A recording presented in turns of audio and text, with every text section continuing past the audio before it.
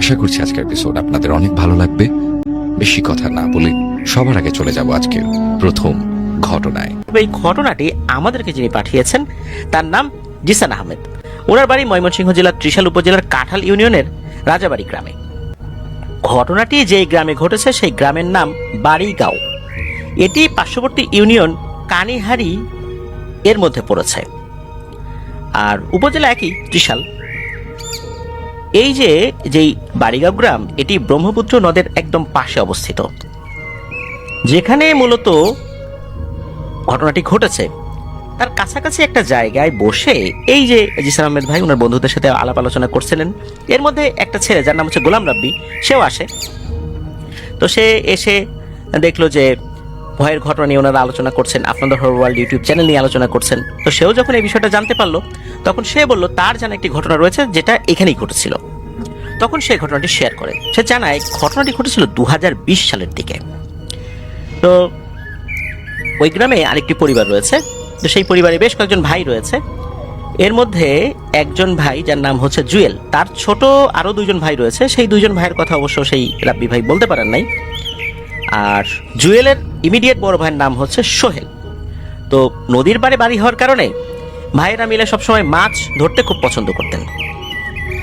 তো এই যে জুয়েল, সে তার ইমিডিয়েট ছোট দুই ভাইকে নিয়ে মাছ ধরতে এসেছে। তো ওই সময় কিন্তু এই যে রাব্বি ভাই যিনি, উনি স্থানীয় একটি প্রাইমারি স্কুলে ক্লাস 4-এ পড়তেন। ওই সময় তাদের একটা পরীক্ষা চলছিল বলে জানিয়েছেন, অর্ধবার্ষিক পরীক্ষা বা এরকম কিছু একটা পরীক্ষা চলছিল। তো পরীক্ষা দিয়ে ফেরত আসছিলেন, তখন উনি একটা বিষয় দেখতে পান। তো তারপরের ঘটনা তো এখন উপস্থাপন করব। তো এই যে জুয়েল, এই জুয়েল দুই ভাইকে নিয়ে মাছ ধরতে এসেছেন। একটা পলিথিনের ব্যাগ এই কোমরে গুজে রেখেছেন, আর মাছ যেগুলো ধরছিলেন সেগুলো কোনোটাই পলিথিনের ব্যাগে রাখছিলেন, যেগুলো একটু ছোট ছোট, আর বড়গুলো ওই ছোট দুই ভাই যারা উপরে আছে ওদের দিকে ছুঁড়ে মারছিলেন। তো ওইভাবে আর কি মাছ ধরছিলেন। ছোট দুই ভাই নদীর ভিতরে নামে নাই, তারা পাড়েই দাঁড়িয়েছিল। জুয়েল মাছ ধরছে। তো মাছ ধরছে হঠাৎ করে কি হয়, একটু বেখেয়াল হয়ে যায়। আর এই যেই পলিথিনের ব্যাগটা কোমর থেকে ছুটে গিয়ে স্রোতে সামনের দিকে এগিয়ে যাচ্ছে। ওই সময় নদীতে স্রোত ছিল, অনেক স্রোত ছিল, বিষয়টা এরকম না, হালকা স্রোত ছিল। কিন্তু হালকা স্রোতেও কিন্তু এই যেই পলিথিন ব্যাগটা, এটা তো আস্তে আস্তে অন্যদিকে চলে যাচ্ছে বা স্রোতের দিকে চলে যাচ্ছে। যখন দেখলো যে এই পলিথিনের ভিতরে, ব্যাগের ভিতরে তো মাছ রয়েছে, আবার সেই ব্যাগটা ভেসে চলে যাচ্ছে, তখন জুয়েল কি করেছে, সে বলছে যে এই আমার ব্যাগ তো ভেসে গেল রে, দাঁড়া ব্যাগটা সাঁতার কেটে ধরে নিয়ে আসি। সে সাঁতার দিয়ে ওই ব্যাগটা ধরার চেষ্টা করছে।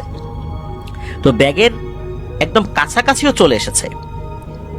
ওই সময়ে আর একটা ঘটনা ঘটে। সেটা হচ্ছে এই যে পাড়ে দাঁড়ানো যেই দুই ভাই, তারা কোনো এক কারণে হঠাৎ করে নদীর ভেতরে পড়ে যাচ্ছিল। ওইখানে মফিজউদ্দিন নামক একজন বয়স্ক ভদ্রলোক ছিলেন স্থানীয়। উনি আবার এটা দেখে ফেলেন। উনি এটাও দেখেন যে ওই যে জুয়েল, সে সাঁতার কেটে কেটে যাচ্ছে, সে পলিথিনের ব্যাগটা প্রায় ধরেও ফেলেছে। আর ওই সময় এই দুই ভাই কোনো এক অজানা কারণে নদীর ভিতর পড়ে যাচ্ছিল। উনি আবার লাফ দিয়ে এই দুইজনকে ধরে ফেলেছেন। এখন উনি লাফ দিয়ে যেই জায়গাটাতে আবার দাঁড়িয়েছেন, ওখানে কিছুটা পানি ছিল। ওই জায়গাটা মনে হলো একটু উঁচু। ওই জায়গার মাটি মনে হচ্ছে ভেঙে পড়ে যাচ্ছে, মনে হচ্ছে ভেঙে নদীর ভিতরে চলে যাচ্ছে। মানে উনি আর দাঁড়াতে পারছেন না। কিন্তু আল্লাহর অশেষ রহমতে দুই ভাইকে উনি ধরে ফেলেছিলেন। দুই ভাইকে যখন টেনে তুলেছেন, এমত অবস্থায় যখন ওই জুয়েলের দিকে তাকিয়েছেন, উনি দেখেন জুয়েল ওই পলিথিনের ব্যাগ ধরেও ফেলেছে, কিন্তু মনে হলো কিছু একটা হ্যাঁচকা টানে জুয়েলকে পানি নিচে নিয়ে গেছে। উনি তো চিৎকার চেঁচামেচি শুরু করেন, তার দুই ভাইও চিৎকার চেঁচামেচি শুরু করছে, এই জুয়েল জুয়েল, এই সবাই আসো, জুয়েল পানির নিচে চলে গেছে। ওরা তো জুয়েল জুয়েল জুয়েলকে চিৎকার করছে, লোকজন চলে আসছে। ওখানে সবাই খোঁজ করার চেষ্টা করেছে। তারপর ডুবুরিদেরকে ডাকা হয়েছে, ডুবুরিরা এসেছে। তো ডুবুরিরা আসার পর ওখানে অনেকক্ষণ ধরে খোঁজাখুঁজি করার পর এক পর্যায়ে কি হয়, ওই ডুবুরিগুলো উঠে কারোর সাথে কথা না বলে তাদের সরঞ্জামাদি নিয়ে চলে যাচ্ছে, কারোর সাথে কথা বলছে না, সোজা হাঁটা ধরেছে, হাঁটতে হাঁটতে চলে যাচ্ছে তারা। এর ভিতরে এই যে জুয়েলের ইমিডিয়েট বড় ভাই সোহেল, এই সোহেল ভাই উনি যখন এসে শুনতে পারলেন যে এই ঘটনা ঘটেছে, সোহেল ভাই তো মনের কষ্টে, ভাই হারানোর দুঃখে চিৎকার চেঁচামেচি করে বিলাপ করতে করতে গালিগালাজ করছে, তার ভাইকে নিয়ে গেছে পানির নিচে। এই জন্য এদিকে অনেকেই কিন্তু ওই ডুবুরিদের কাছে বিভিন্ন প্রশ্ন করেছেন যে আপনারা কেন উঠে আসলেন, কারোর সাথে কথা বলছেন না, চলে যাচ্ছেন কেন? কারোর সাথে ওনারা কথা বলছেন না। প্রতিমধ্যে কয়েকজন হুজুর ওই এলাকারই ওই ডুবুরিদের পথ আগলে ধরেছেন। তারা বলছেন যে আপনারা কারোর সাথে কথা বলছেন না, কি হয়েছে বলেন না, জুয়েল কোথায়, কেন বা এভাবে উঠে চলে আসলেন? তখন ওই ডুবুরিরা বলে, জুয়েলকে আমরা জীবিত অবস্থায় দেখছি, সে পানির নিচে আছে, জীবিত অবস্থায় আছে, এর থেকে বেশি কিছু বলা সম্ভব না। এই বলেই ওনারা চলে যান, আর কোনো উত্তর দেন নাই। তখন ওই হুজুররা যা বোঝার বুঝে যান যে জুয়েল পানির নিচে আছে, নিশ্চয়ই পানির কোনো দেহ তাকে ধরে নিয়ে গেছে। এমত অবস্থায় এলাকায় তো ছড়িয়ে পড়ে ব্যাপারটা, জুয়েলকে পানির নিচের দেহ অর্থাৎ পানির দেহ ধরে নিয়ে গেছে। এখন এই অবস্থা থেকে উত্তরণ ঘটানোর মতো ওই রকমের কোনো অভিজ্ঞ লোক বা আলেম আশেপাশে আসলে ওই সময় খোঁজ করে পাওয়া যাচ্ছিল না। পরের দিন ঠিক দুপুরবেলা জুয়েলকে পাওয়া যায়, তবে জীবিত না, মৃত অবস্থায়। জুয়েলের লাশ ভেসে ওঠে। পুরো একটা দিন অর্থাৎ 24 ঘন্টা বা তারও কিছুটা বেশি সময় জুয়েল পানির নিচে ছিল, অথচ তাকে দেখে মনে হচ্ছে সে মাত্র পানির নিচ থেকে ভেসে উঠেছে। সে মাত্রই ডুব দিয়েছিল, মাত্রই ভেসে উঠেছে।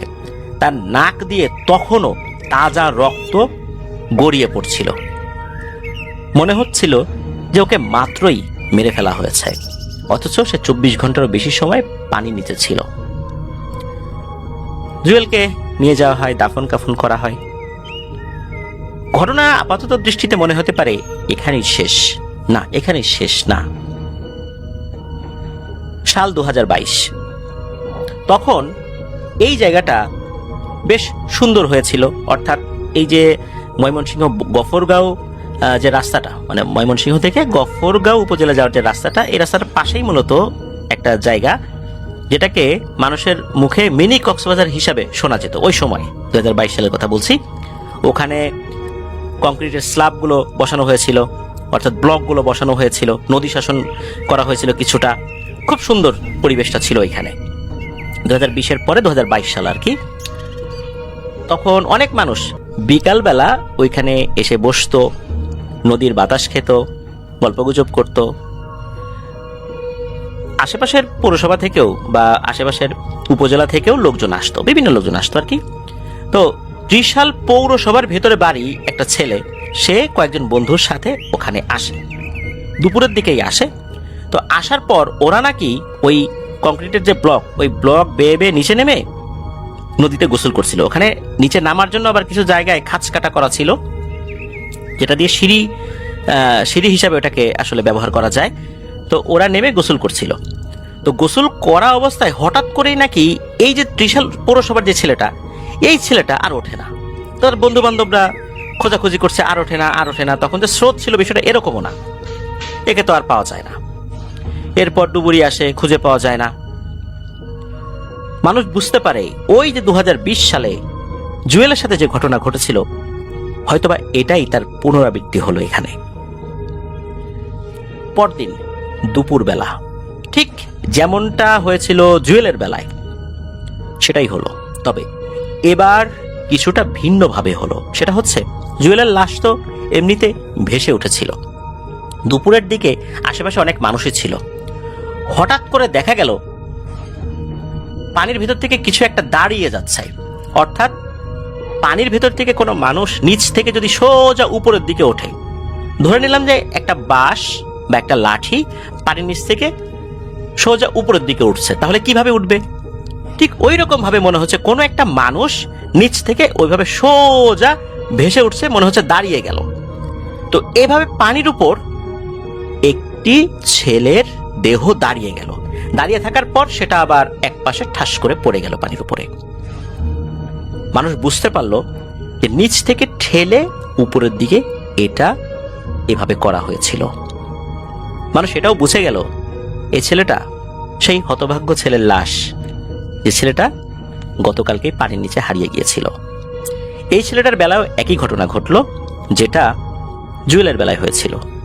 মনে হচ্ছিল ওকে মাত্রই মেরে ফেলা হয়েছে, অথচ প্রায় একদিনেরও বেশি সময় ও পানির নিচে ছিল। তার লাশটা পরিবারের কাছে হস্তান্তর করা হয়। তো এরপর কি হয়, ওইখানে আরো কিছু কাজ হয়, মানে নদীতে কিছু কাজ হয়, ড্রেজিং এর কাজ হয়, নদী শাসনের কাজ হয়, যার প্রেক্ষাপটে ওই জায়গাটা, মানে যেই জায়গাতে এই ধরনের ঘটনাগুলো ঘটতো, ওইখানকার পরিবেশ এখন আর আগের মতো নাই। কিছু জায়গায় চর পড়ে গেছে, অর্থাৎ যখন নদী শাসন করা হয়েছে এক জায়গার বালি আরেক জায়গা ফেলা হয়েছে, তো সেখানে আবার উঁচু হয়ে গিয়েছে। এখন সেই মিনি কক্সবাজার আর নাই, সেই সৌন্দর্যটা নাই। আর ওই জায়গায় এখন কোনো ঘটনা ঘটেছে বলে জানা যায় না, অর্থাৎ ওই জায়গার ওই গুরুত্বটা এখন হয়তো বা হারিয়ে গেছে, বা যে সমস্যাটা ছিল সেই সমস্যাটা এখন আর নাই। আবার একদম নাই এটাও কিন্তু বলা যাবে না। 2020 সালে ঘটেছে, 2022 সালে ঘটেছে, 2025 সালে এসে যে ঘটবে না, আমাদের পরিচিত কারোর সাথেও যে এটা হবে না, এটা আমরা বলতে পারি না। জানি না কে পরবর্তী শিকার হতে যাচ্ছে। প্রিয় লিসেনার্স, এমন অনেক জায়গায় কিন্তু রয়েছে যেখানে এই ধরনের ঘটনা ঘটে। এই জন্য বলা হয় যে অপরিচিত জায়গায় কেউ যেন হুট করে পানিতে না নামে। আমরা যারা শহরে বসবাস করি, পানির প্রতি আমাদের এক ধরনের আকর্ষণ রয়েছে। কোথাও যখন আমরা বেড়াতে যাই, সেখানে নির্মল টলটলে পানি দেখলে মনে হয় একটু গোসল করি বা একটু পানির ভিতরে নামি। এই পরিবেশ তো আসলে আমরা সাধারণত পাই না। ওই জায়গার পরিবেশ সম্পর্কে অবগত না হয়ে কোথাও নামা উচিত নয়। এই বিষয়টা আমরা খেয়াল রাখার চেষ্টা করব প্রিয় লিসেনার্স। যদিও বা এটা সবসময় সম্ভব না, তারপরেও এটা আমরা মাথায় রাখার চেষ্টা করব। বিশেষ করে ভাদ্র মাসের অমাবস্যার তিথি যখন শুরু হয়, মনে রাখবেন এই সময়টা অত্যন্ত ভয়ঙ্কর হয়ে থাকে। আর এই সময়টা অল্প কিছুদিন পরেই আসতে যাচ্ছে। এই সময়ে অনেক ধরনের ঘটনা ঘটে। এই সময়ে অনেককেই পানির নিচে নিয়ে যায়। অনেকে এই সময়ে দেখতে পাবেন যে আশেপাশে এই ধরনের ঘটনা অনেক ঘটছে। আমরা খুব সতর্ক থাকব।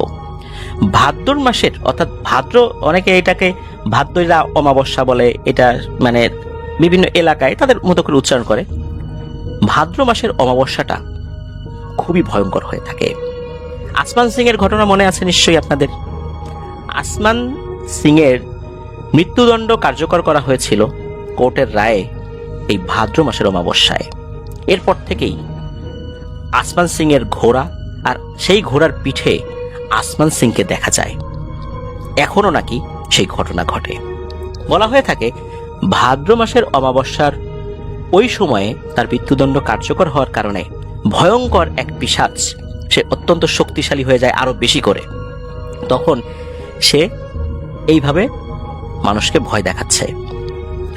ভাদ্র মাসের অমাবস্যা এটা কিন্তু খুব বেশি দূরে নয় প্রিয় লিসেনার্স। এই সময়ে অবশ্যই পানিতে নামার ক্ষেত্রে আমরা সতর্ক থাকবো ইনশাল্লাহ। বিষয়টা যেন আমরা সবাই মনে রাখি। আসছে 22শে আগস্ট শুক্রবার। এইটা ভাদ্র মাসের এই অমাবস্যার তিথি শুরু হওয়ার একটা দিন।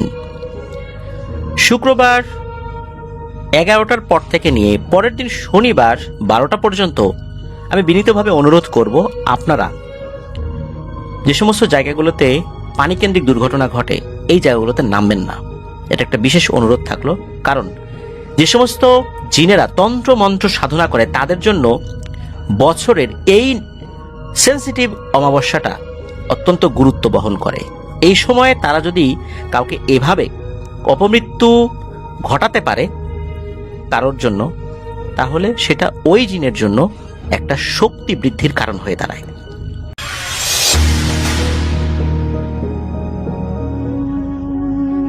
এই ঘটনাটি আমাদেরকে যিনি পাঠিয়েছেন তার নাম মোহাম্মদ আলফাজ আহমেদ। ওনার বাড়ি ময়মনসিংহ জেলার ত্রিশাল উপজেলার মঠবাড়ি ইউনিয়নে। ঘটনাটি ওনার নিজের সাথেই ঘটেছিল। ঘটনাটির সময়কাল 2021 সালের মার্চ মাসের শেষ সপ্তাহের কোনো একটা দিনে। দিনটা উনি নির্দিষ্ট করে মনে করতে পারেন নাই, এই কারণে আমাদেরকে বলতে পারেন নাই। তবে মার্চ মাসের শেষ সপ্তাহে এতটুকু ওনার মনে আছে। এশার আজান হয়ে গেছে এমন একটা সময়। ওই সময় ওনার একজন কাজিন ওনাদের বাড়িতে বেড়াতে আসবেন, অর্থাৎ আগে থেকেই রওনা দিয়েছেন, ওই সময়ে কাছাকাছি আসবেন। ওনাকে এগিয়ে আনার জন্যই মূলত এই আলফাজ ভাই উনি এগিয়ে যাচ্ছিলেন। আর তখন তো বেশি রাত হয় নাই। ওই যে রাস্তাটা, যেই রাস্তা দিয়ে উনি এগিয়ে যাচ্ছিলেন, এই রাস্তাটা ছিল কাঁচা রাস্তা, গ্রামের রাস্তা। রাস্তাটা উত্তর দক্ষিণ কয়েকদিকে ভাগ হয়ে গেছে। উনি উত্তর দিক থেকে পশ্চিম দিকে যাবেন, আর উত্তর থেকে এগিয়ে গেলে, অর্থাৎ উত্তর থেকে পশ্চিম দিকে এগিয়ে গেলে সোজা ইউনিয়ন পরিষদের যে ভবনটা, ওইখানে যাওয়া যায়। মূলত ওই জায়গাতেই ওনার কাজিন আসবেন। উনি দক্ষিণ দিক থেকে একটা শাখা রাস্তা হয়ে পশ্চিম দিকে যাওয়ার জন্য রওনা দিয়েছেন। উনি যেই পথ দিয়ে এগিয়ে যাবেন, এই পথের ঠিক মধ্যবর্তী জায়গায় বেশ কিছু তাল গাছ ছিল। তো উনি একা একা হেঁটে যাচ্ছেন। ওই সময় ওনার কাছে স্মার্টফোন ছিল না, উনি বাটন ফোন ইউজ করতেন, আর সেটাতে টর্চ লাইট ছিল, অর্থাৎ ফ্ল্যাশ লাইট ছিল, সেটা জ্বালিয়ে উনি এগিয়ে যাচ্ছিলেন। আর বাটন ফোনের যে ফ্ল্যাশ লাইটগুলো, এগুলোর আলো কিন্তু খুব বেশি হয় না, অল্প হয়, কোনো মতে পথ চলা যায় আর কি। উনি একা একা এগিয়ে যাচ্ছেন। বলে রাখা ভালো, এই রাস্তাটা ছিল কাঁচা, আর এই রাস্তায় তেমন কোনো গাড়ি চলতো না। অটোরিকশা তখন তো মোটামুটি হয়েছে, এখন যেমন অটোরিকশার জয় জয়কার সব জায়গাতেই, তখন কিন্তু অটোরিকশা গ্রামগঞ্জে এতটা প্রবেশ করেনি। 2021 সালে তখনও কিন্তু করোনা সংক্রান্ত বিভিন্ন সমস্যাগুলো কিন্তু চলছে ক্রমাগত। যাই হোক, উনি তো এগিয়ে যাচ্ছেন। উনি জানেন যে এদিক দিয়ে মেইন যেখানে উনি যাবেন, সেখানে যাওয়ার জন্য কোনো গাড়ি পাবেন না। এমনকি ফেরত আসার সময় ওনার কাজিনকে নিয়ে যখন ফিরবেন, তখনও কোনো গাড়ি পাবেন না। তবে ওই রাস্তার মধ্যবর্তী কিছু জায়গায় কিছু ঘরবাড়ি রয়েছে, এখন আরও কিছু ঘরবাড়ি হয়েছে। 2021 সালে ঘরবাড়ি কম ছিল আর কি। তো উনি এগিয়ে যাচ্ছেন, ওনার মোবাইলের ফ্ল্যাশ লাইটটা অন করে। উনি যখন তাল গাছের কাছাকাছি এসেছেন, তখন ওনার কাছে মনে হলো ওই হালকা আলোতে সাদা পোশাক পরা কোনো একটা মানুষ তাল গাছের সাথে হেলান দিয়ে বসে আছে। এরকম কোনো ব্যক্তি থাকতেই পারে, কোনো কাজ করছে হয়তোবা, বা ক্লান্ত হয়ে গেছে। তখন তো অনেক রাত, বিষয়টা এরকম না। উনি এটা নিয়ে খুব বেশি চিন্তা ভাবনা করেন না, উনি ওনার মতো করে এগিয়ে যাচ্ছেন। তবে আর চোখে উনি তাকাচ্ছেন যে এটা আসলে কে এই সময়ে তাল গাছের এখানে বসে আছে। উনি দেখলেন যে এই যে আলফাজ আহমেদ ভাই যে এগিয়ে আসছেন, এই বিষয়টা মনে হলো ওই লোকটা টের পেয়েছে। আলফাজ ভাইয়ের আগমনটা যখন সে বুঝতে পেরেছে, আলফাজ ভাইয়ের কাছে মনে হলো যে ওই লোকটা ওই হেলান দেয়া থেকে বসলো, মানে বসা অবস্থা তো হেলান দিয়েছিল তাল গাছের সাথে, এবার সে বসলো। বসার পর উঠে দাঁড়ানোর পর সে তাল গাছের গোড়া থেকে ওই কাঁচা রাস্তার মাঝখানে চলে আসলো, এসে ওনার দিকে আগানো শুরু করলো। তখন পর্যন্তও কিন্তু এই আলফাজ ভাই উনি কোনো প্যারানরমাল কিছু চিন্তা করেন নাই। আর ওই জায়গাতে আসার কিছুক্ষণ আগেই ওনার কাজিনকে ফোন করেছিলেন যে কাজিন কত দূর আছে। উনি বুঝতে পারলেন যে এখনো প্রায় 1 কিলোমিটার দূরে আছে। তো উনি হেঁটে হেঁটে ওই ইউনিয়ন পরিষদ ভবনের ওইখানে যেতে যেতে কিন্তু তার কাজিন ওখানে চলে আসবে, এরকমই পরিকল্পনা ছিল। উনি তো হেঁটে যাচ্ছেন আস্তে আস্তে। হঠাৎ করে উনি দেখেন যে এই যেই মানুষের মতো অবয়বটা, এই অবয়বটা মনে হচ্ছে একটা বড় আকৃতির সাদা বিড়াল হয়ে গেছে, বিড়াল হয়ে তার দিকে হেঁটে আসছে। তখনও কিন্তু তাদের মাঝখানের যেই দূরত্ব, অর্থাৎ দুইজনের যে দূরত্ব, উনিও তো হেঁটে যাচ্ছেন, বিড়ালটাও তার দিকে এগিয়ে আসছে। দূরত্ব 50 হাতের মতো ছিল। উনি চিন্তা করেন যে কি ব্যাপার, এইটা বিড়াল হয়ে গেল, তাহলে কি উনি একটু আগে বিড়ালই দেখেছিলেন? তখনও পর্যন্ত কিন্তু ওনার ভিতরে ভয় কাজ করেনি। তবে একটা অদ্ভুত বিষয় উনি খেয়াল করেন, সেটা হলো যে ওনার শরীরটা কেমন যেন ভারী ভারী হয়ে গেছে। দুরু দুরু করে ওনার বুক মনে হচ্ছে কাঁপছে। কেমন একটা অস্বস্তি ভাব ওনার মধ্যে চলে আসে, যেটা একটু আগেও ছিল না। অথচ উনি কিন্তু ভয় পাচ্ছেন না। বিড়ালটা আস্তে আস্তে ওনার দিকে এগিয়ে আসছে, আর ওনার মোবাইলের যেই ফ্ল্যাশ লাইটের হালকা আলো, এই আলোটা যখন বিড়ালের চোখে পড়েছে, তখন বিড়ালের চোখ দুটো মনে হলো দপ করে জ্বলে উঠল। দুটো চোখই খুব অদ্ভুত রকমের সাদা, মনে হচ্ছে চোখ দিয়ে আলো ঠিকরে বের হচ্ছে। যদিও বা অন্ধকারে কুকুর, বিড়াল বা এই ধরনের প্রাণীর চোখে আলো পড়লে এমনটা মনে হওয়াটাই স্বাভাবিক, কিন্তু কোনো একটা অস্বাভাবিকতা ওই বিড়ালের চোখে ছিল। উনি হঠাৎ করে আরো একটা বিষয় লক্ষ্য করলেন। উনি দেখলেন যে এই বিড়ালটা এখন মনে হলো একটা শেয়াল আকৃতির কোনো প্রাণীতে পরিণত হয়েছে, এটা আর বিড়াল নাই। তখন উনি ভয় পাওয়া শুরু করলেন যে আসলে একটু আগে কি আমি বিড়ালই দেখেছি। উনি চিন্তা করলেন যে না, এটা বিড়াল না, এটা হয়তো বা কুকুর বা শেয়াল টাইপেরই কিছু হবে, তা না হলে এত বড় জিনিস আমি দূর থেকে তো মানুষের মতো দেখছি, এটাই হবে, বিড়াল টিড়াল কিছু না। এরকম চিন্তা করতে করতে উনি কিন্তু সামনে হেঁটেই যাচ্ছেন, আর ওই জিনিসটা ওনার দিকে হেঁটে আসছে। হঠাৎ করে এইবার উনি যেটা দেখেন সেটা দেখার জন্য উনি মোটেও প্রস্তুত ছিলেন না। উনি দেখেন শেয়ালের মতো এই প্রাণীটা, যেটা কিন্তু সাদা রঙের, এই জিনিসটা হঠাৎ করে 8 থেকে 10 বছর বয়সী একটা ছেলের আকার ধারণ করেছে। 8 থেকে 10 বছর বয়সী একটা ছেলে আমাদের দেশের প্রেক্ষাপটে কতটুকু উচ্চতা হয়, তার শারীরিক গড়ন কেমন থাকে, ঠিক এমন। এই জিনিসটা দেখার সাথে সাথে উনি ওখানে দাঁড়িয়ে যান। উনি চিন্তা করতে থাকেন, হায় হায়, এটা আমি কি দেখছি। উনি তখন ভাবলেন আসলেই মনে হয় শুরুতে মানুষই দেখেছিলাম, মাঝখানে বিড়াল বা শেয়াল, সাদা রঙের কি আবার শেয়াল হয় নাকি, মানুষই হবে। তবে এবার উনি লক্ষ্য করলেন যে ওই 8 থেকে 10 বছর বয়সী বাচ্চার চেহারার মধ্যে অদ্ভুত ধরনের এক বিষয় লক্ষ্য করা যাচ্ছে। উনি বেশিক্ষণ যে তার দিকে তাকিয়েছিলেন বিষয়টা এরকম না। হঠাৎ করেই আলফাজ ভাইয়ের মনে হলো যে এই বাচ্চাটা বেশ আক্রমণাত্মক। এরকম চিন্তা করতে করতেই উনি দেখেন যে এই বাচ্চাটা, 8 থেকে 10 বছর বয়সী বাচ্চাটা ওনার দিকে দৌড় দিয়েছে, মানে ওনাকে ধরার জন্য দৌড় দিয়েছে। অনেক সময় হয় না যে মানুষ খুব কাছাকাছি দাঁড়িয়ে থাকে, চুপচাপ দাঁড়িয়ে আছে, হঠাৎ করেই দৌড় শুরু করেছে তার দিকে, এরকম তো হয়। যখন এরকমটা হয়েছে উনি মারাত্মক চমকে উঠেছেন। উনি কি করেছেন, শরীরটাকে একটু বাঁকিয়ে নিয়ে সোজা দৌড় দিয়েছেন, মানে উনি যেদিকে যাবেন ওই দিকেই। উনি এত জোরে দৌড় দিয়েছেন পেছন দিকে তাকানোর আর কোনো সুযোগ পাইন না। উনি দৌড় দিয়েই কিছু ঘর বাড়ি ছিল ওই জায়গাতে চলে আসছেন। ওখানে এসেই লোকজনদেরকে ডাকাডাকি শুরু করেছেন, উনি ফোন করেছেন ওনার পরিচিত কয়েকজনকে, তারাও কাছাকাছি ছিল, তারা চলে আসছে। তো উনি যেভাবে ভয় পেয়েছেন, এমন ভয় পেলে শরীরের অবস্থা কেমন হতে পারে, মানুষ হাঁপিয়ে যায়, গলা শুকিয়ে যায়, ওনার প্রচন্ড রকমের পানি পিপাসা লেগে যায়। উনি ওনার পরিচিতজনদেরকে বলেন যে একটু পানি খাবো, তখন পরিচিত জনরা পানি এনে দেয়। তারা জিজ্ঞেস করে থাকে কি হয়েছে কি হয়েছে। উনি মূল বিষয়টা আসলে বলতে চাচ্ছিলেন না, বললে হাসাহাসি করবে, এটা সেটা উনি বলতে চাচ্ছিলেন না। এদিকে ওনার কাজিনও প্রায় কাছাকাছি চলে এসেছে। তখন ওনার কাছাকাছি যারা আসছিলেন আর কি, তাদেরকে নিয়েই কাজিনকে রিসিভ করার জন্য যান।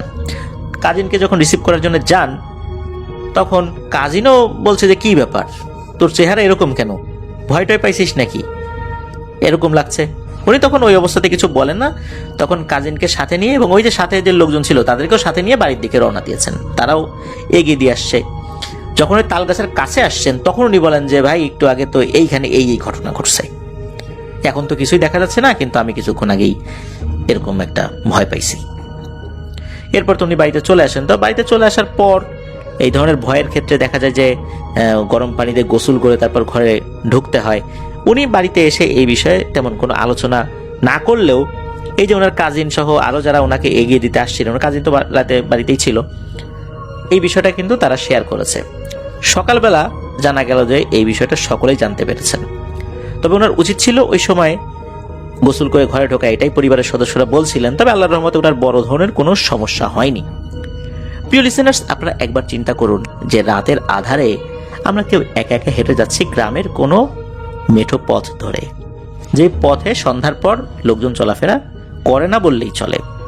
রাতটা খুব বেশি গভীর না হলেও সন্ধ্যার পরেই কিন্তু এক ধরনের ভয়ঙ্কর রকমের নির্জনতা নেমে আসে সেখানে। সেখানে যদি রাস্তার পাশে তাল গাছ থাকে আর তাল গাছের পাশ দিয়ে যাওয়ার সময় এই ধরনের সাদা কোনো অবয়ব যদি মানুষ দেখে, তাহলে তার কেমন ধরনের অনুভূতি হতে পারে। এমনটাই হয়েছিল আলফাজ আহমেদ ভাইয়ের সাথে।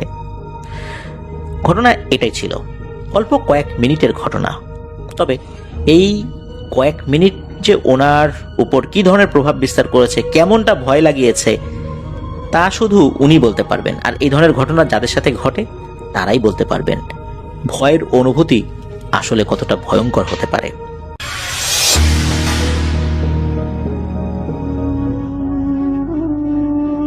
ঠিক তখনই যখন ঘরের মাঝখানে রাখা ওই লোহার 4 নম্বর ট্রলিটার দিকে আমার চোখ গেল। তো চোখ যেতেই আমার বুকের স্পন্দন 1 সেকেন্ডের জন্য থমকে গেল। ট্রলির ওপর সাদা চাদর দিয়ে ঢাকা যে লাশটা ছিল, সেটার হাত দুটো হুট করে চাদরের ভিতর থেকে বেরিয়ে এসে সোজা আকাশের দিকে খাড়া হয়ে গেল। আর তখনই মর্গ রুমের একমাত্র একজস্ট ফ্যানটা একটা বিকট শব্দ করে আপনা আপনি বন্ধ হয়ে গেল এবং সব লাইট নিভে গিয়ে পুরো ঘর ঘুটঘুটে অন্ধকারে ডুবে গেল।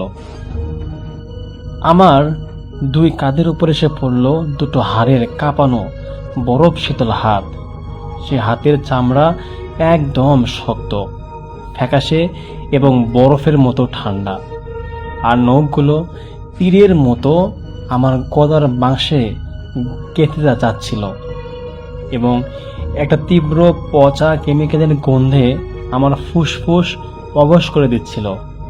তখনই আমার কানের একদম কাছে এসে একটা ভেজা গলায় কেউ ফিসফিসিয়ে বলল, লাশ গোছানোতে অনেক দেখলে সুমাইয়া, কিন্তু তুমি তো জানতে না আজ রাতে অ্যাক্সিডেন্ট কেসের যে মেয়েটা তার বডি এখানে আনা হয়েছে, তার একটা হাত কাটা ছিল। চল এবার তোমার ডান হাতটা কেটে আমাকে দিয়ে দাও। এই ঘটনা ঘটেছিল 2025 সালের অক্টোবর মাসের এক গুমট মঙ্গল। আমি ঢাকার একটি বড় সরকারি হাসপাতালের মর্গ অ্যাসিস্ট্যান্ট হিসেবে কাজ করতাম। মর্গে নতুন আসা লাশগুলো হিসাব রাখা, সেগুলো ফ্রিজে তোলার আর ডাক্তারদের পোস্টমর্টমের সময় সাহায্য করা ছিল আমার মূলত কাজ। সেদিন ছিল ঠিক একটা অমাবস্যার রাত। তখন ঘড়িতে প্রায় 2:35 মর্গ বিল্ডিংটা মেইন হাসপাতাল থেকে বেশ কিছুটা দূরে, একটা বড় কদম গাছের পিছনে। মাঝ রাতের পর ওই চত্বরটা একদম জনমানবিহীন থমথমে হয়ে যেত। বাহিরে একটা মৃদু কুয়াশার মতো ধোঁয়া ভাসছিল আর চারপাশটা ছিল একদম নিঝুম।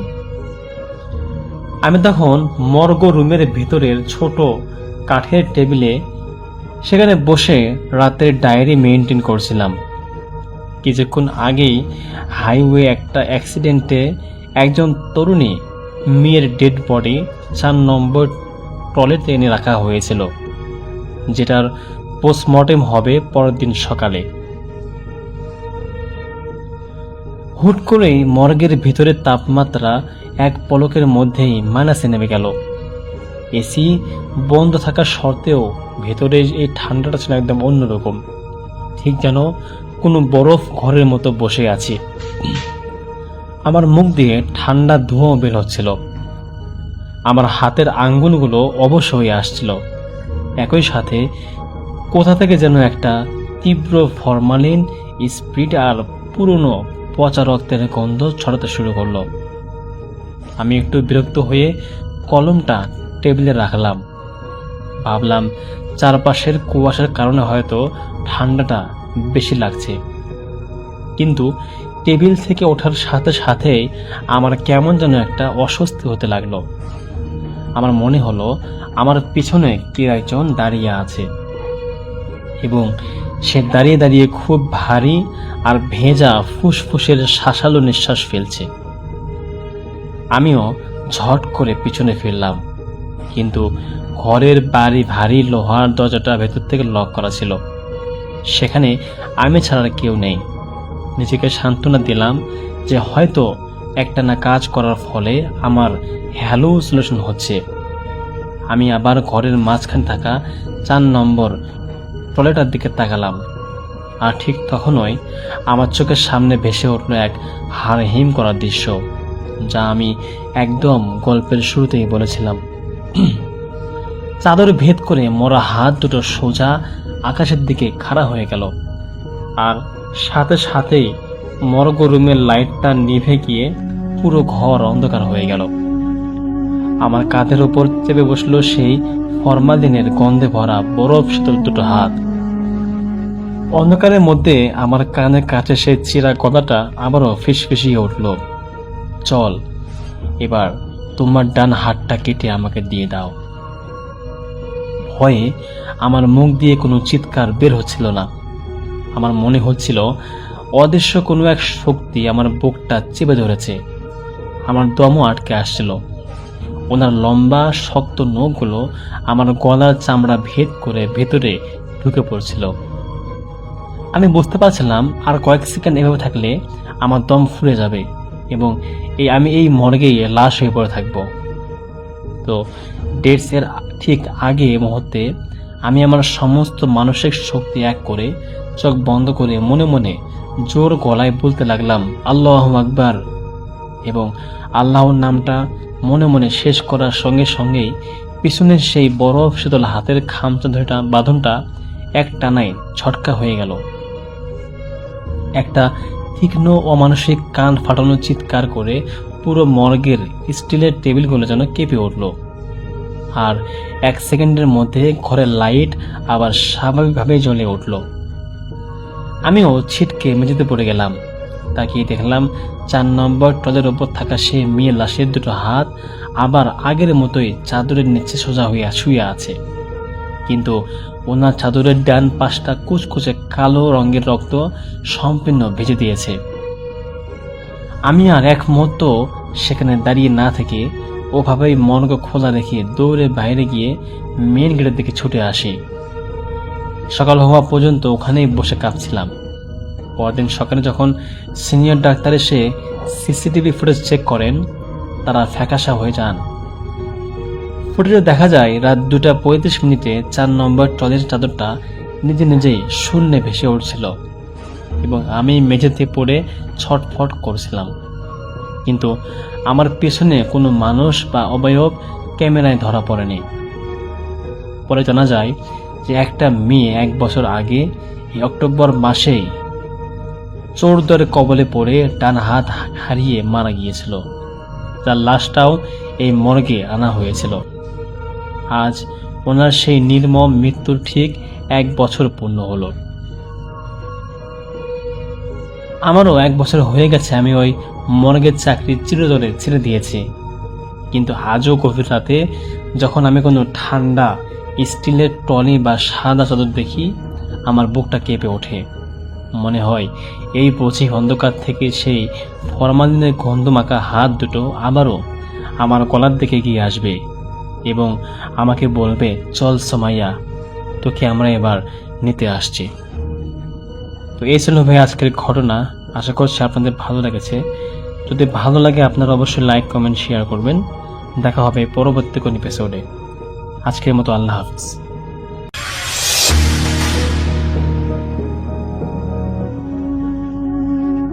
যিনি ঘটনাটা পাঠিয়েছেন তার নাম হচ্ছে রায়হান ভাই এবং ঘটনা 1990 সালের। আজ থেকে প্রায় হিসাব করে 33 বছর আগের ঘটনা। 1990 নাম শুনলে মনে হয় তো কয়দিন আগের না, 1990 33 বছর আগের ঘটনা। যদি 33 বছর আগের ঘটনা হয় তাহলে যারা যে সময় ঘটনা সেই সময়কার মানুষগুলা তাদের বয়সগুলা একটু ইয়াং এজ ছিল। যিনি ঘটনা পাঠিয়েছেন রায়হান সাহেব, তখন তার বয়স ছিল মাত্র 26 বছর। তিনি বলেছেন সেদিন রাতের বেলাটা ছিল শুক্রবার। শুক্রবার বলতে মিড অফ মনসুন, মানে তখন বৃষ্টির সময়। 90 সালে ওই সময় নাকি বেশ ভালোই বন্যা হয়েছিল সেবার। এবং তাদের বাসা ছিল টঙ্গীতে, নতুন নতুন এলাকা টঙ্গী হয়েছে। ওই সময় বেশ পানি উঠতো। এখন তো টঙ্গী অনেকটা এস্টাবলিশড, তখন উত্তরাও তখন অতটা এস্টাবলিশড ছিল না। টঙ্গী তখন তারা নতুন নতুন বাড়ি করেছে টঙ্গীতে তাদের জায়গা ছিল। আসলে তাদের 2টা জায়গা ছিল, একটা ছিল হচ্ছে সাভারে আর একটা ছিল টঙ্গীতে। সাভারের জায়গাটা বিক্রি করে তখন টঙ্গীতে অনেকটা নিচু একটা এলাকায় তারা বাড়ি করে। আস্তে আস্তে অনেক উঁচু হয়ে গেছে এখন সেই এলাকা। তো নিচু এলাকাতে মাটি টাটি ভরাট করে, যেই লেভেলে মাটি ভরাট করেছে এখন সেই লেভেলে রাস্তা তখন মানে এমন অবস্থা যে বাড়ি অনেক উঁচু, রাস্তা অনেক নিচে, এরকম দেখা যেত আর কি। তো তারা যে বাড়িটা করে বেশ টাকা পয়সা খরচ করে তার বাবা টাকা পয়সা পৈতৃক সম্পত্তি ছিল, আর এমনিতেও তার বাবা ফার্স্ট ক্লাস গ্যাজেটেড অফিসারও ছিল। তো টঙ্গীতে তারা বাড়ি করে তাদের বাবার রিটায়ারমেন্টের পর। তার বাবা একটু আর্লি রিটায়ারমেন্ট হয়, এরশাদের আমলে তার বাবা রিটায়ারমেন্ট হয়ে যায়। যখন এরশাদ সরকার ছিল তখন তার বাবার ফোর্স রিটায়ারমেন্ট হয়। তো যাই হোক, তখন 90 সালের দিকে তারা একটা বাসা বানায় টঙ্গীতে। আসলে তাদের বাসা নেওয়ার কথা ছিল মিরপুরে, কিন্তু তাদের কোনোভাবে মিরপুরের বাসাটা তাদের এক আত্মীয় মেরে দেয়। বলতে গেলে তাকে টাকা দেওয়া হয়েছিল সরকারি চাকরি অবস্থায়, তাকে টাকা দেওয়া হয়েছিল অনেক টাকা পয়সা জমিয়ে, একটা গ্রামের জমি বিক্রি করে এসে সেই টাকাটা দেওয়া হওয়ার কারণে। কিন্তু মিরপুরে যে জমিটা তিনি কিনেছিলেন সেটা তার নিজের নামে করে ফেলেছিলেন, সেই জন্য তার ওই আত্মীয় সাথে তাদের একটা সম্পর্কে ছিন্ন হয়ে যায়। সেই আত্মীয় তাদের ব্যাপারে কিছুই জানতো না। তো তারা রাগের ক্ষোভে তার বাবা আসলে এই টঙ্গীতে এসে বাসা বানায়। তো তাদের বাড়ির বর্ণনাটা একটু দেই। তাদের বাড়িটা তখন রিসেন্টলি ডেভেলপ 2 তলা বাড়ি, তারা 4টা ফ্ল্যাট করে। তো বাড়ির চারিপাশে তার বাবা রয়্যাল গাছ লাগিয়েছিল, নারিকেল গাছ লাগিয়েছিল। তো বাড়িটা করে কিন্তু তারা আসলে 1985-86 এর দিকে, অনেক আগে। আশপাশে তখন গ্রাম মানে ওই সময় এত ডেভেলপড ছিল না, টঙ্গী এলাকাটা এত ডেভেলপড ছিল না। তো তাদের বাসায় এখানে ইলেকট্রিসিটি লাইন গেছে, কিন্তু অনেক দূরে দূরে ঘর বাড়ি বিল্ডিং টিল্ডিং এত ছিল না। তারা নতুনই বিল্ডিং করে, অনেকটা সুন্দর করে বিল্ডিংটা করে, প্লাস্টার টাস্টার করে রং টং করে। 1984-85 এর দিকে তারা বাড়িটা কাজ শেষ করে আর কি। তো তারা ওখানে থাকতো। তার বাবা পরে ফোর্স রিটায়ারমেন্টে চলে যায় এবং তারা ওখানে থাকতে শুরু করে। তার বাবা এখানে তাদের বাড়ির সামনে কিছু জায়গা ছিল, ওখানে কিছু সবজি টবজি করতো। বাড়ির পিছন দিক দিয়ে তাদের একটা সেফটি ট্যাঙ্ক ছিল, সেপটিক ট্যাঙ্ক ছিল। ময়লা টলা সব দিক দিয়ে যেত। এবং তখন পৌরসভা এতটা ডেভেলপ ছিল না, মানে এতটা ভালো ড্রেনেজ ব্যবস্থা ছিল না। তো সেখানে তাদের বাসার সামনে রয়্যাল গাছ, নারিকেল গাছ লাগায়। কয়েক বছরের মধ্যে সেগুলি বড় হয়ে যায়। আসলে জায়গাটা আগে কেনা ছিল, পরে ওখানে গাছগুলো বড় হয়ে যায়। তো তারা বাড়ি টাড়ি করে ওই জায়গায়। তো 4টা ফ্ল্যাট, দুপুরে 2টা ফ্ল্যাট নিয়ে তারা থাকতো, তার বাবা মা থাকতো। নিচের 2টা ফ্ল্যাটে থাকতো হচ্ছে 2টা একটা ভাড়াটিয়া, আর আরেকটার মধ্যে আরেকটা খালি ছিল, একটা দোকানের গোডাউন হিসাবে সেটা ব্যবহৃত হতো আর কি। ভাড়া থাকতো, ভাড়া খুব অল্প টাকা আসতো। উপরে থাকতো তারা সবাই মিলে, অনেকগুলো রুম ছিল, 4টা-5টা বেডরুমের মতো ছিল। তো ওই দিন শুক্রবার ছিল, সম্ভবত অগাস্ট সেপ্টেম্বরের দিকে শুক্রবার ছিল। রাতের বেলা হঠাৎ করে তার ভাই চিৎকার দিয়ে উঠলো, বলল যে রিফাত, এই রিফাত কই যাস তুই?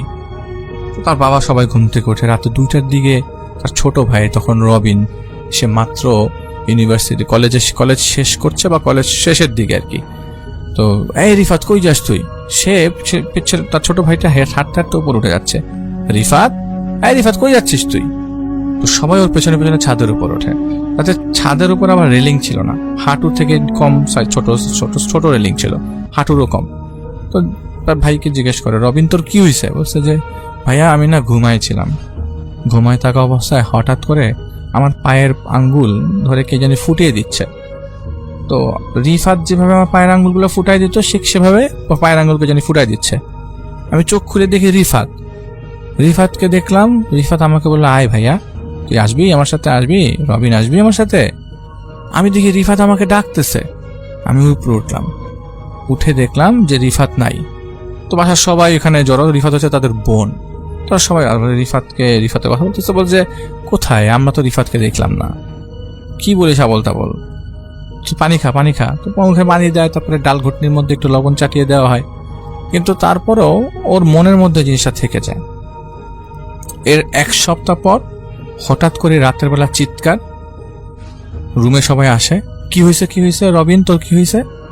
বলছে যে আব্বা আমি দেখি রিফাত আমার খাটে এসে বসলো, আমাকে বললো ভাইয়া তোর সাথে আমার কিছু কথা আছে।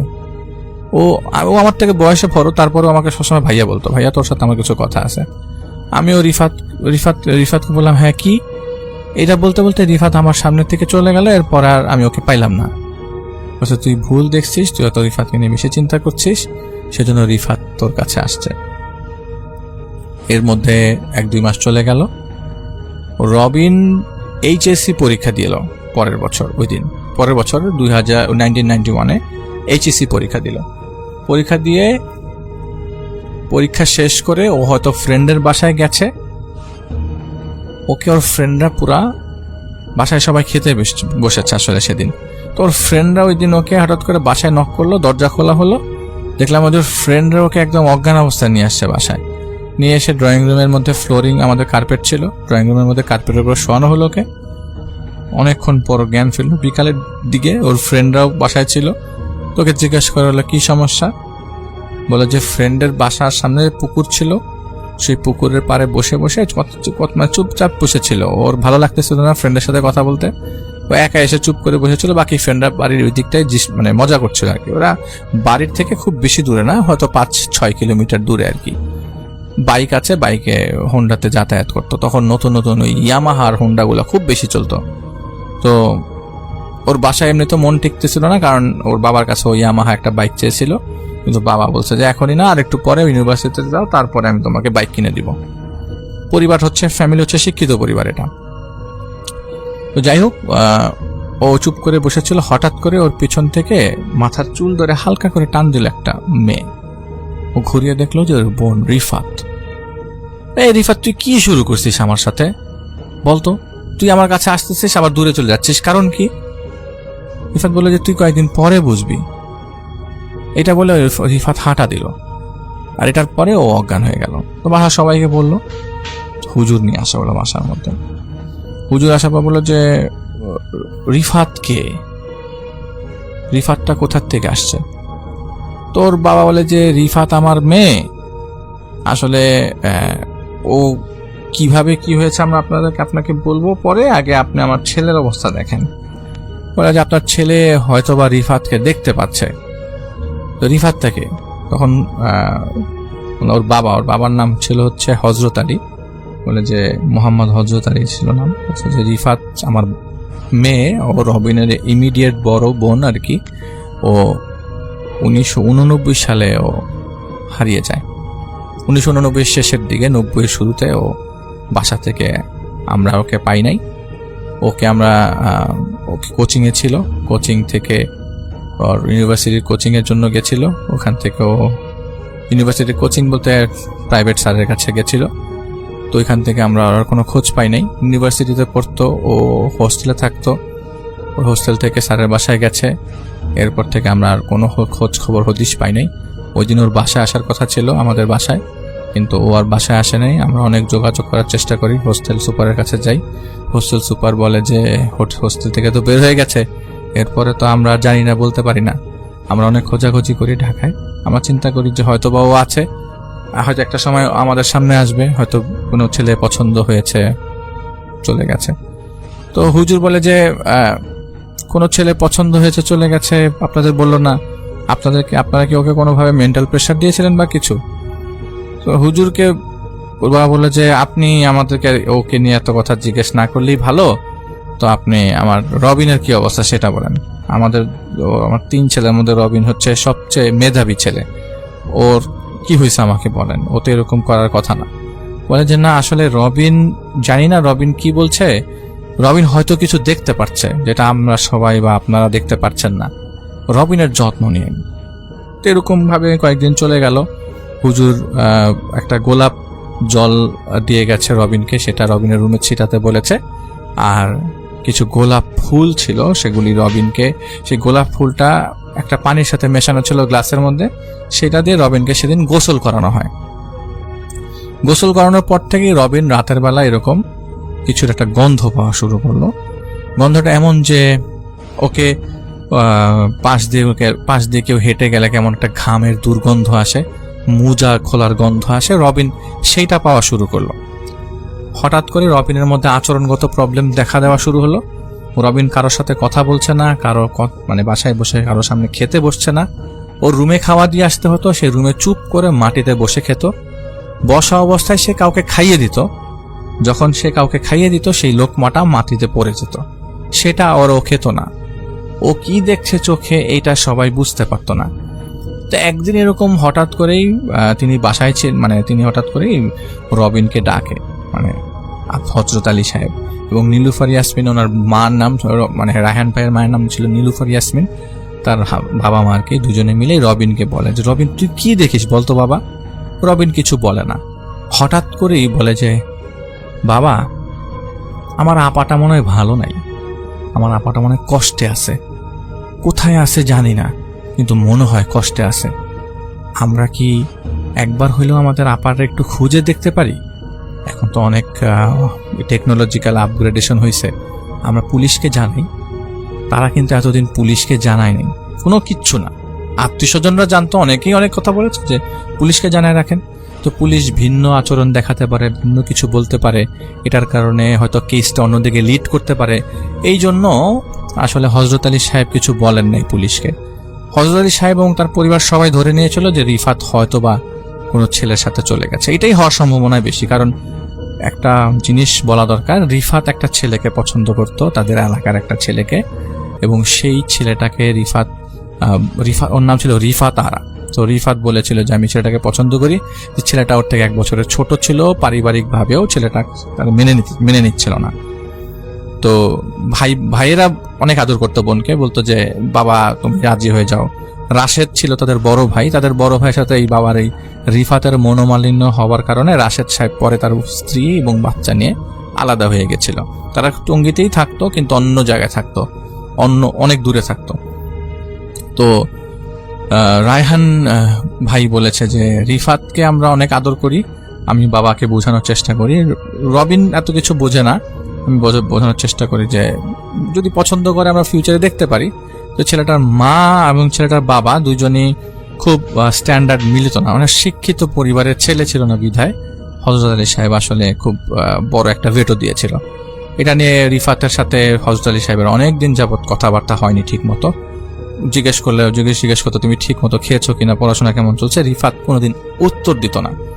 এটা নিয়ে একটা কোল্ড ওয়ার চলছিল পরিবারের মধ্যে। তো এরকম হঠাৎ করে ঈদে আসার কথা ছিল, ঈদে তখন আর আসতে পারেনি। ঈদটা ছিল তখন সম্ভবত জানুয়ারির দিকে, রোজার ঈদ ছিল, জানুয়ারি অথবা ফেব্রুয়ারির দিকে ছিল, ওই সময় আসার কথা ছিল, পরে আর আসলো না। তো ওরা ধরে নিয়েছিল যে সেই ছেলের সাথেই চলে গেছে। এটা হওয়ার সম্ভাবনা অনেক বেশি, কারণ কয়েকদিন আগেও নাকি তাদের এলাকার এক ভাই সেই ছেলের সাথে রিফাত আরাকে পেয়েছিল, দেখেছিল রিক্সা দিয়ে যেতে। তো এটাতে ধরে নিয়েছে যে হয়তো আর আমাদের কাছে আসবে না, হয়তো চলে গেছে। তো পরিবারের সবাই রাগান্বিত হয়ে আসলে রিফাতের ব্যাপারটা 3-4 মাস পর ধামাচাপাই দিয়ে দেয় যে ওকে আর আসবে না আমাদের এখানে, ও পালিয়েছে তো পালিয়েছে। তো পালিয়ে গেলে যেটা হয়, পরিবারকে অনেক কিছু সহ্য করার লাগে, সামাজিকভাবে হেয় প্রতিপন্ন হওয়ার লাগে। কেউ সামনে এসে আপনাকে অপমান করবে না, তো সামাজিকভাবে ওই একজনকে বলা বলি করা, পিছনে গীবত চলছে, খারাপভাবে দেখছে, রিফাত অন্য জায়গায় চলে গেছে, বিয়ে করে পালিয়ে গেছে। এই বাসায় দেখা যেত রাশেদ ভাই যখন বিয়ে করে তখন এটা নিয়ে একটা ঝামেলা হয়েছে, তখন তার নতুন বিয়ে হয়েছে, পরে তো বাচ্চা হলো, নতুন বাচ্চা নিয়ে পরে সে বাসাটা ছেড়ে চলে যায়। তো রবিন প্রতিদিন রাতের বেলায় বারান্দায় বসে বসে রিফাতের সাথে কথা বলে। এইটা ওর মা মানে নীলুফার ইয়াসমিন তিনি লক্ষ্য করে যে রবিন নাকি একদিন বলছে যে আপা তুই যে আমাদের ছেড়ে চলে গেলি, তুই আসিস না কেন? ও কথা বলছে কারোর সাথে, কিন্তু কোনো উত্তর ওই পাশ থেকে কেউ দিচ্ছে বা কিছু এরকম কিছু বোঝা যাচ্ছে না। একদিন হঠাৎ করে রাতের বেলা খুবই চিৎকার চেঁচামেচি, ও রবিন বলছে যে আমার বাথরুমে রিফাত পড়ে আছে, আমার বাথরুমে রিফাত পড়ে আছে, ওর হাত পা কাটা, আমার বাথরুমে রিফাত পড়ে আছে। সবাই বাথরুম খুলে দেখে কই কিছু নাই। তো বলে যে না, আমি খাটের মধ্যে বসে বই পড়ছিলাম, হঠাৎ করেই দেখলাম যে রিফাত বাথরুম থেকে বলছে আমাকে বাঁচা রবিন, আমাকে বাঁচা। বাথরুম খুলে দেখি রিফাত পড়ে আছে, রিফাতের কবজি কাটা, রিফাতের হাত কাটা, রিফাত পড়ে আছে বাথরুমের মধ্যে, এবং লো প্যান কমোড ছিল, সেই কমোডের মধ্যে নাকি রিফাতের মাথা ছিল। তো ও খুব চিৎকার চেঁচামেচি করে পরে অজ্ঞান হয়ে যায়। পরে তো ডাক্তার নিয়ে আসা হলো ফার্মেসি থেকে, ডাক্তার নিয়ে আসার পরেও কোনোভাবে জ্ঞান ফিরছে না। হাসপাতালে নেওয়া হলো রবিনকে। হাসপাতালে নেওয়ার পর রবিন হাসপাতালে ছিল প্রায় 7 দিনের মতো।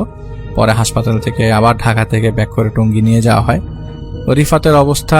রিফাতের কারণে হয়তোবা রবিন ধীরে ধীরে অসুস্থ হয়ে যাচ্ছে। রবিন পড়াশোনা করতো না, যেই জিনিসটা সবচেয়ে ভয় ছিল, যে অত্যন্ত মেধাবী ছিল, পড়াশোনা করতো না। এইচএসসির পর ইউনিভার্সিটির জন্য কোনো প্রিপারেশন নিল না। 1.5 বছরের গ্যাপ হয়ে গেল। এর মধ্যে রিফাতের নিখোঁজের প্রায় 1.5 বছরের উপরে চলে গেছে। 2 বছর উপরে চলে গেছে, কিন্তু রিফাতের আর পরে কোনো খোঁজ খবর আসেনি।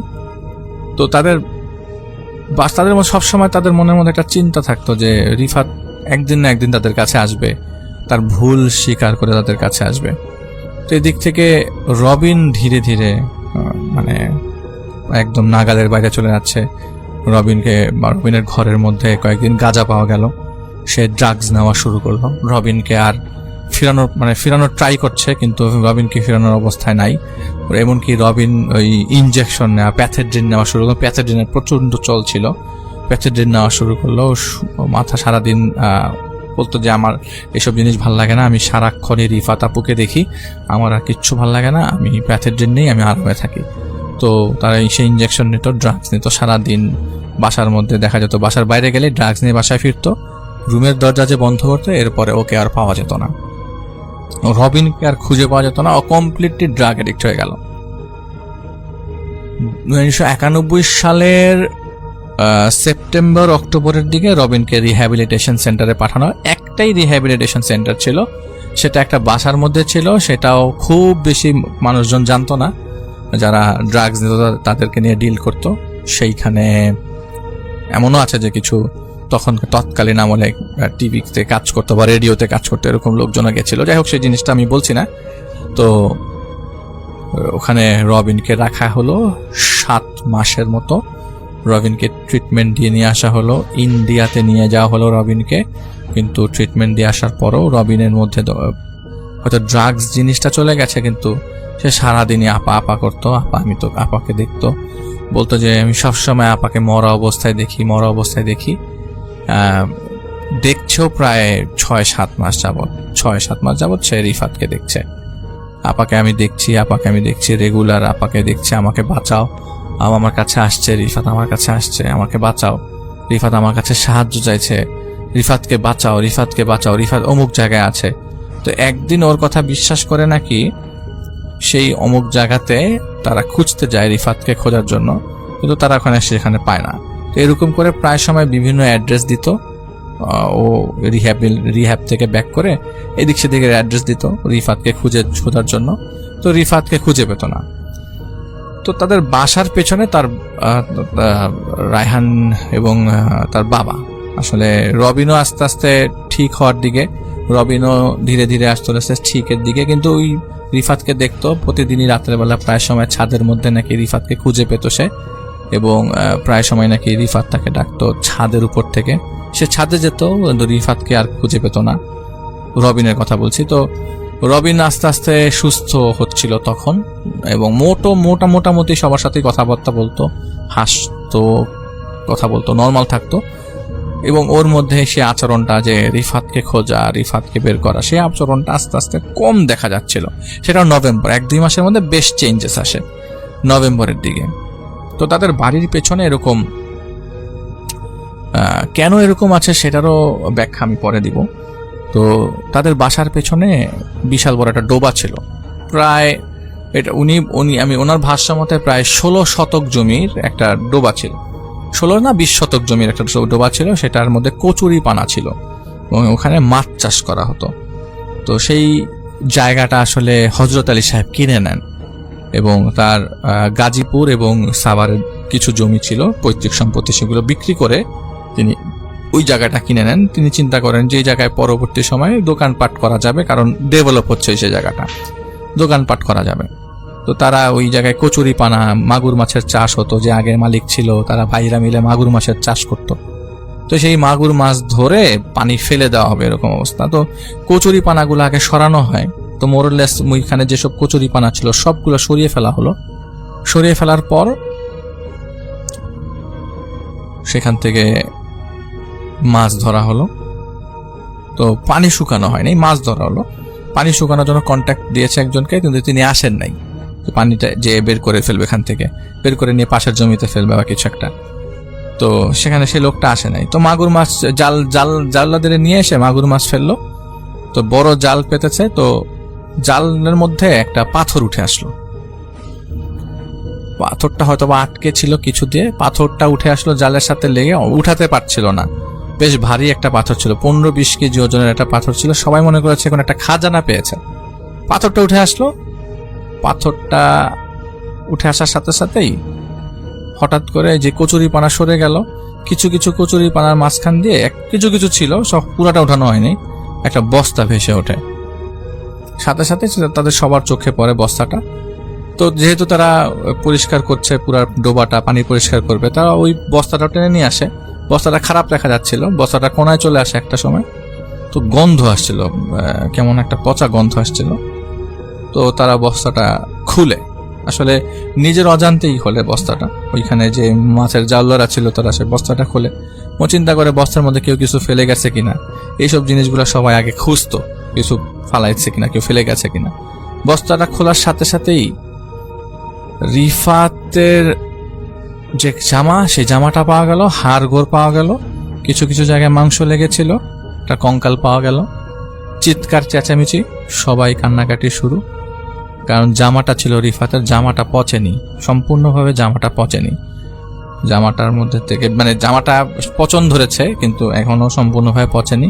জামাটা দেখে এবং ভেতরে কিছু জিনিস বোঝা যাচ্ছিল যে এটা তাদের মেয়ে রিফাত, তাদের বাড়ির পেছনের ডোবায়, এবং বোঝা যাচ্ছিল যে এটা রিফাত। এবং সাথে সাথেই পুলিশকে খবর দেওয়া হলো। তারা তখন পুলিশ জানলো তাদের এই ইয়ার ব্যাপারে। তারা আসলে পুলিশকে জানাই নাই সেখানে। আর পুলিশ এসে কি করবে চিন্তা করেছিল, পালাই তো গেছে, পুলিশকে কি বলবো, ওর মতো থাকুক, এরকম চিন্তা করেছিল আর কি। তো পুলিশকে জানানো হলো, পুরো সম্পূর্ণ ব্যাপারটা পুলিশকে জানানোর পর পুলিশ তো বললো যে এটা, এবং রিফাতের সাথে বহু কিছু পাওয়া গেছে, তাবিজ পাওয়া গেছে, কিছু জিনিসে কিছু জায়গায় তাবিজ পাওয়া গেছে, 5-7টা তাবিজ পাওয়া গেছে। তো তাবিজটা আসলে মেন না, মেন হচ্ছে রিফাতের লাশ পাওয়া গেছে। পরে সেই বস্তার ভেতর থেকে লাশ বের হলো, সেই লাশটা পরে জানাজা দেওয়া হলো, গোসল করানো হলো, পানি ঢেলে আসলে মোটামুটি হাড্ডিগুলো পরিষ্কার করা হয়েছে। সেগুলোকে মাছ খেয়েছে, আসলে ডেড বডির পুরোটাই মাছ খেয়ে ফেলেছে। তো ওইটা হচ্ছে পরে জানাজা হলো, কবর দেওয়া হলো এবং পুলিশকে ইনভেস্টিগেশনের জন্য দেওয়া হলো। এরই মাঝে ওই রবিন আবারও দেখা শুরু করলো রিফাতকে। ওই প্রতিদিনই রাত্রেবেলা রিফাতকে সে দেখা শুরু করলো। এরকম হঠাৎ করে বাসায় তখন মিলাদ পড়ানো হলো, আত্মীয় স্বজনরা ইনভলভ হলো, আত্মীয় স্বজনরা জানলো যে আসলে সে পালিয়ে যায়নি, তাকে মার্ডার করা হয়েছে, খুন করা হয়েছে। রিফাতের ডেড বডির মাথার পেছনে যখন পোস্টমর্টেম করা হয়েছে, তো পোস্টমর্টেম করার পরে পোস্টমর্টেম তো করার কোনো চান্স নাই, তবে পুলিশ তো ডেড বডির ওই হাড়গুলো নিয়ে গিয়েছিল। তো মাথার খুলির পেছনে খুলিটা ভাঙা ছিল, কেউ একটা জোরে আঘাত করেছে খুলিটাতে, এটা ছিল। আর বোঝা গেছিল যে সেই পাথরটা উঠে এসেছে জালের সাথে, সেই পাথর দিয়ে ডেড বডিটা মাটির নিচে চাপা দিয়ে রেখেছিল যাতে ডেড বডিটা কোনোভাবে ভেসে না ওঠে। ওইটার সাথে বাধা ছিল, পাথরটার সাথে বাধা ছিল, কোনোভাবে পাথরটা উঠে চলে আসে, পাথরটা উঠায় ফেলে। আংটা ছিল পাথরের সাথে, তো আংটায় পাথরটা জালের মধ্যে লেগে যায়। তো জাল উঠাতে পারছিল না, পাথরটা একটা পর্যায়ে উঠায় নিয়ে আসা হয়। তো পাথরটা সরানোর সাথে সাথে ডেড বডিটা ভেসে ওঠে। তো পরে মনে হয়েছিল যে এটা মার্ডার কেস, কিন্তু টেকনোলজি ততদিনে এতটা অ্যাডভান্স ছিল না, পুলিশের বের করতে কষ্ট হয়। কিন্তু পুলিশ এবং ক্রাইম ব্রাঞ্চের লোকজন আসলে সেটা ইনভেস্টিগেট করতে সক্ষম হয়, নাম বলবো না, ইনভেস্টিগেট করতে সক্ষম হয় এবং বের হয় আসলে কিভাবে হত্যাকাণ্ড ঘটানো হয়েছিল, কিভাবে হত্যাকাণ্ড করেছে, কে হত্যা করেছে, কিভাবে হত্যা করেছে, এটা জানা যায়। এবং ওইখানেই আসলে ওর আস্তে আস্তে রাত হয়ে গিয়েছিল। সেদিনের কথা বলছি, কিভাবে মার্ডার করা হয়েছে। আসলে এটা মার্ডার করেছে হচ্ছে এলাকার কিছু ছেলেপেলের সাথে, আসলে হযরত আলী সাহেবের কিছু মারামারি বা অনেকটা বিচার আচারের ব্যবস্থা হয়েছিল। বাড়ি তোলার সময় চাঁদা চেয়েছিল, অনেকে চাঁদা দেয়নি। তো সেখান থেকে একটা ছেলে আসলে কয়েকজন মিলে আসলে ওখানেই মেরে পরে এখানেই ফেলে দেয় রাতের বেলা, গভীর রাতে। রিফাতকে ওরা ওখান থেকে তুলে নিয়ে ওকে মেরে ফেলে এবং যে ছেলেটার জবানবন্দি না হয়, সে ছেলেটার পরে পরে আমাদের হয়তো 20 বছরের জেল হয়েছিল বা 25 বছরের জেল হয়েছিল। তারা 4 জন চক্র ছিল, 4 জনের মধ্যে 3 জন হয়তো বা ভারতে চলে গেছে বা ভেগে গেছে বা বাংলাদেশের বাইরে চলে গেছে, একজনকেই ধরতে পেরেছিল, কিন্তু ওই ছেলেটা আসলে যারা মেইন মার্ডারার তারা আসলে তাদেরকে ধরতে পারেনি, কিন্তু ওই ছেলেটা ছিল ওখানে ইনভলভ ছিল ওরা, সেই জন্য ছেলেটা জেল হয় প্রায় 20 বছরের মতো। তো ছেলেটার জবানবন্দিতে বলেছিল যে ও ওই দিন সন্ধ্যাবেলা এরকম রিক্সা দিয়ে আসছিল বাসার দিকে, বাসার আসার আগে দিয়েই ডোবার পেছন দিক দিয়ে আসছিল, পেছনের যে রাস্তাটা ওইখানে রিক্সা থেমে গেছিল, এরপরে রিক্সা আসতে পারতো না কারণ মাটির রাস্তা ছিল। তো ওরা ওখান থেকেই ওকে ক্ষেতের মাঝখান দিয়ে টেনে নিয়ে বাড়ির পিছন দিয়ে নিয়ে চলে যায়, ওখানে একটা বাড়িতে আটকে রাখে, ওদের একটা পরিত্যক্ত ঘর ছিল সেখানে আটকে রেখে সেখানে ওকে ওরা মারে এবং মারধর করে, বেশ মারধর করার পর একটা পর্যায়ে ও আর রেসপন্ড করেনি। দেখে ওরা যখন দেখেছে যে মেয়েটা মারা গেছে, আসলে মুক্তিপণের একটা প্ল্যান ছিল কিন্তু সেটা এক্সিকিউট হয়নি। পরে যখন মেয়েটা মারা যায় তো কিছু করার নাই, এখন যেভাবে হোক লাশটার কিছু একটা করতে হবে। রাত গভীর থাকা অবস্থায় এমন ভাবে প্ল্যান করেছে যে কোনো যেন কাকপক্ষী টের না পায়। ওই সময় এখানে এত মানুষ ছিল না, যে মসজিদটাও আজানটা আসলেও সেখান থেকে হেঁটে যেতে বেশ সময় লাগতো। তো বাড়ির সেই পেছনে সেই ডোবাটার মধ্যে ওকে ওরা এরকম পাথর দিয়ে বেঁধে, প্রথমে ইট দিয়েছিল, ইট থাকছিল না, পরে পাথর দিয়ে ওরা নিচে ফেলে দেয়। পাথরটা নিয়ে আসতে হয়েছিল ওদের অনেক দূর থেকে। তো সেটা ওরা করে ফেলার পরে সেখান থেকে ওরা চলে যায়। ওকে ধরতে পেরেছে, যে ছেলেরা জবানবন্দি দিয়েছে ওকে ধরতে পেরেছে লালমনির হাট থেকে, এবং পরে পুনঃভাবে ধরা গেছে এবং পরে জবানবন্দিতে স্বীকার করেছে সব। আর এদিকে রবিনের অবস্থা খুব খারাপ হয়ে যায়। রবিন প্রায় সময় রিফাতকে দেখতে শুরু করে, প্রায় সময় রিফাত এসে ওর মাথাটা হাত বুলিয়ে যেত। তো রিফাতের যখন জানাজা শেষ হয়ে দাফন হয়ে গেল, তো দাফন হওয়ার পর থেকে হয়তো রিফাত ওর সামনে আসতো না, কিন্তু রিফাত মাঝে মধ্যে রাতে ওকে ডাক দিত, মনে হচ্ছে বাড়ির নিচ থেকে রিফাত ওকে ডাকছে। এটা অনেকদিন যাবত ও ওটাকে কি বলে লক্ষ্য করে, নিচ থেকে ওর বোন ওকে ডাকছে, কান্না করতো, বাসায় মার কাছে বলতো।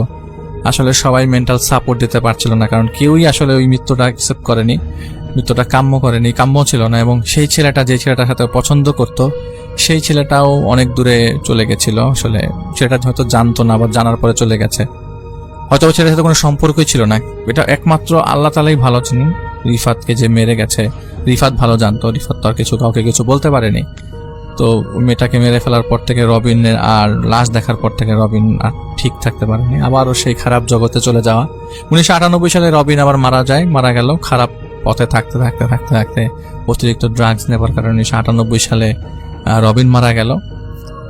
রাশেদ সাহেব তখন এরপর থেকে তার সম্পর্ক, রাশেদ সাহেব ওই দেখা সাক্ষাৎ হতো, বাবা মা হিসাবে দেখা সাক্ষাৎ হতো, রায়হান ভাই সব দেখাশোনা করতো, তিনি ছিলেন মেজো এবং রবিন ছিল ছোট ভাই তাদের। রবিন মারা গেল, তো তাদের পরিবারটা অনেকটা তছনছি হয়ে গেল ওই জায়গায় বাড়ি করার পর থেকে। তো পরে তারা ওই জায়গায় বাড়িটা বিক্রি করে ওই জায়গায় ওইখানে যে লাশ ওঠার পরে সেখানে তাদের যে প্ল্যান ছিল মাটি ভরাট করা, সেটাও কম দামে বিক্রি করে, কারণ যখনই কেউ জানে যে এরকম বিপদ ঘটেছে সবাই ওই সময় জমির দাম কমে যায় এমনিতেই, তো তারা ওই কম দামে বিক্রি করে সেখান থেকে আসলে তারা সরে যায়।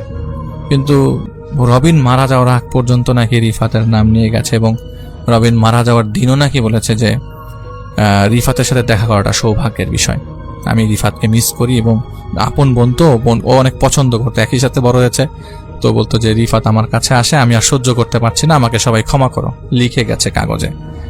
এখন অতিরিক্ত ড্রাগস নিয়ে মারা গেছে এবং সেটা নাকি ওরা আত্মহত্যা করেছে, এটা রায়হান সাহেব বলে নাই এবং তিনি বলবেন না। তো আমরা জোরাজুরি করিনি এবং ফাইজুল ইসলাম ভাইও জোরাজুরি করেনি, যতটুকু তার কাছ থেকে ঘটনা বের করা গেছে। এবং তাবিজ পাওয়া গেছিল, সেটারও আসলে কোনো ধরনের হদিশ পাওয়া যায়নি, হয়তোবা তাবিজ তাকে কেউ করেছিল অথবা করেনি, এটা একমাত্র আল্লাহ তাআলাই ভালো জানেন।